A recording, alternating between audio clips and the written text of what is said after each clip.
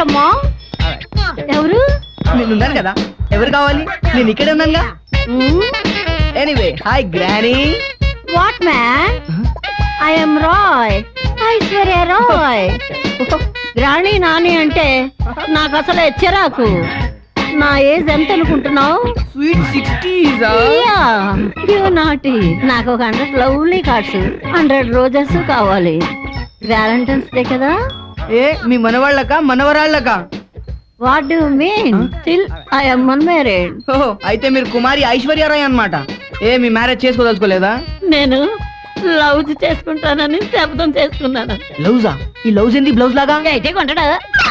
అదేంటి అలాగనిచ్చనిటి తెలిసిపోద్దేమో రాగచ్చు.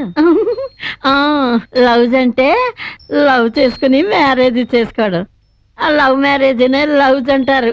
Old man. ఆయన ఇప్పుడు 100 కార్డులు ఏం చేసుకుంటారు? 100 రాళ్ళు ఇసిరితే ఒక్కటైనా తగలదా? అలాగే 4 పువ్వులు ఇసిరితే ఒక్కటైనా పడ్డా? ఒక్కలేండి రాయ్జీ, మీ అందానికి 100 మంది పడతారు. మీరు పువ్వు విసిరినా రాయి విసిరినట్టు ఉంటది రాయ్జీ. అవును, నీ పేరేంటి? నా ఫస్ట్ కార్డు నీతోటి స్టార్ట్ చేస్తాను. ఏడే కొంటాడా? ఎక్కడికి వెళ్ళిపోనాడు? ఏడు దాకుండా పోనాడటి? ఏడి కళ్ళతో లేకపోతే అందరం తగ్గిపోనాది. ఎక్కడికి వెళ్ళిపోనాడు? పొగులు కనపడరేటి, మాయమైపోయేటి. చేసి పెడితే కంద బచ్చలి కూర రామచంద్ర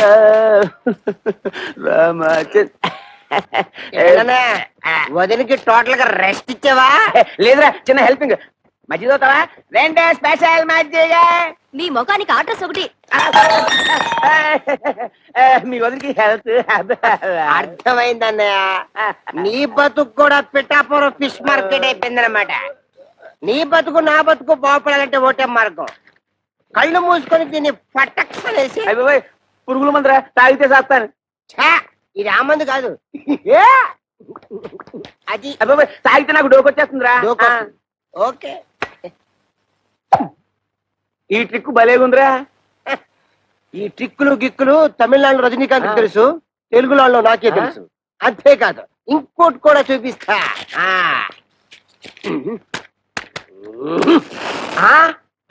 అలాగే ఉండు.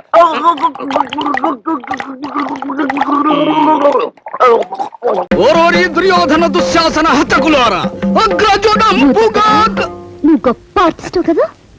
అందులో డౌటే ఉందమ్మా. అఖిలాంధ్ర ప్రేక్షకులు ఒప్పుకున్నారు నేను చండ ప్రచండ నటుణ్ణని. ఇప్పుడు నువ్వు నేను చెప్పినట్టు నటించి నీ ప్రతిభ ఏమిటో నిరూపించుకోవాలి. చెప్పండమ్మా. నా వల్ల కాదు. రాముడు వేషం వేస్తాను, దేవుడు వేషం వేస్తాను, రంభ వేషం వేస్తాను. చూసేవాళ్ళు ఎవరన్నా ఉంటే ఆడామగా కాని వేషం అయినా వేసేస్తాను. కానీ మీరు చెప్పిన వేషం నా వల్ల కాదు. వేరే ఎవరినన్నా చూసుకోండి అంతే. నేను చెప్పినట్లు చేయకపోయావో నీ ఉద్యోగం ఊడిపోతుంది. అంతేకాదు, నువ్వు ఎక్కడ స్టేజ్ ఎక్కి నాటకం ఆడినా కిరాయి వాళ్ళని పెట్టి కుళ్ళిపోయిన కోడిగుడ్లు కాంకర్రాళ్ళు విసిరేలా చేస్తాను. అమ్మా, మీ మూలంగా ఆంధ్రదేశం ఓ ఉత్తమ కళాకారుడిని కోల్పోతుంది. కళ నా ఊపిరి, నాటకం నా ప్రాణం. సరే, మీరు చెప్పినట్టే చేస్తాను. ప్రాణాలకి తెగిస్తానమ్మా. ఓకే, కావలసిన కాస్ట్యూమ్స్ అన్ని వేసుకుని బ్రహ్మాండంగా తయారై దున్నేయాలి.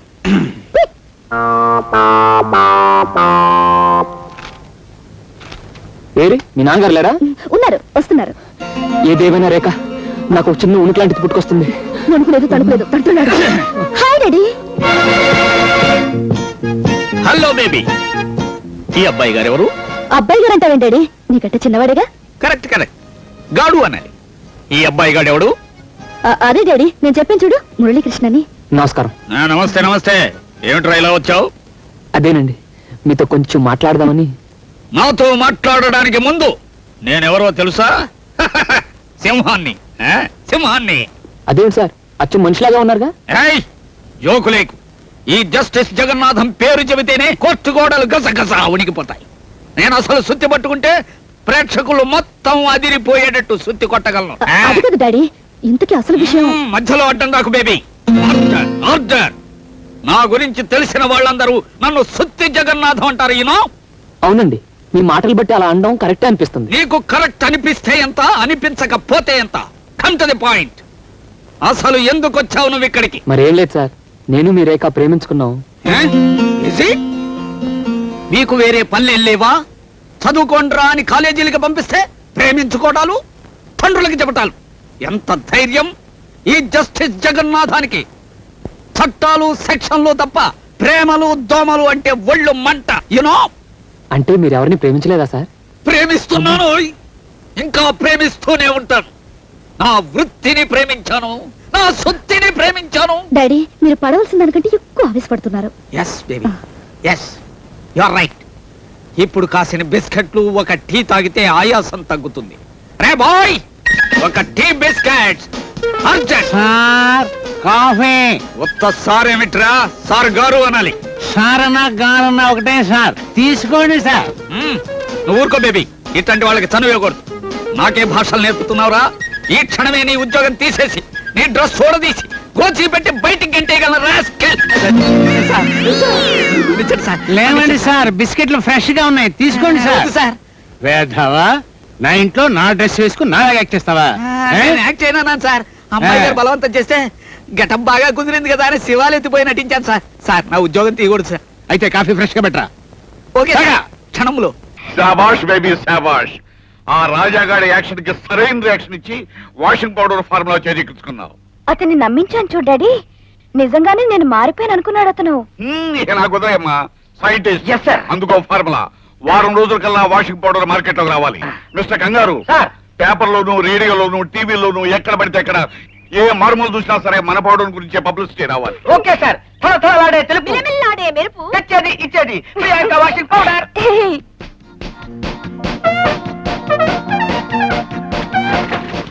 హై, మీ పని మనిషి మంగి నచ్చేది, మీ వారికి నచ్చేది ప్రియాంక వాషింగ్ పౌడర్. టింగ్ టింగ్. మీ బట్టల మురికి వదలాలన్నా, అవి మిలమిలా మెరవాలన్నా వాడండి Priyanka washing powder. Congratulation sir, very very happy news to you.